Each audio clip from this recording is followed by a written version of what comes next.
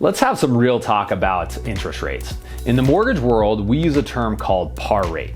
If you get a $500,000 mortgage at a par rate, that means your loan is sold to an investor in what's called the secondary market for the same price of $500,000.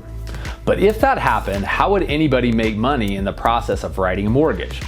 While a par rate is technically zero to you as the customer, your loan is actually being sold for more than that to the investor on the secondary market, so the mortgage lender can get paid. That is nothing new, and it's been happening with nearly every mortgage for a decade. What's different today is that it is very hard for you as the buyer to get a par rate on your mortgage.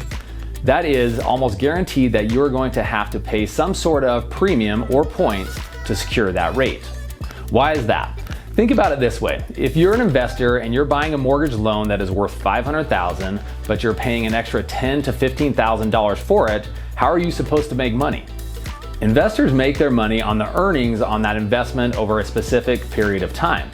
Ultimately, the interest on that mortgage is reflected in the yield that investor buys your mortgage and can expect to earn. But what happens if your loan gets paid off early? What happens if the interest rates come down? You're most likely going to refinance your loan to a lower rate, and the investor is not going to be able to recoup that extra money they paid. So what's the point of all this? Well, while it might seem like a bad thing that you have to pay a premium for your rate today, it's actually a very good sign of the future interest rates.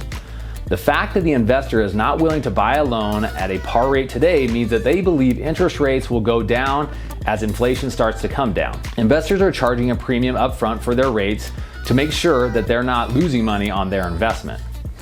So my advice today is this: marry the home, date the rate. If you find a home you love, bite the bullet on the interest and start building equity. The market anticipates rates are going to go down soon, and you'll have an opportunity to refinance to a lower rate. The extra money you'll be spending on the higher rate for a little while is nothing compared to the wealth you'll be losing out on not buying and earning equity on your current home. Marry the home, date the rate.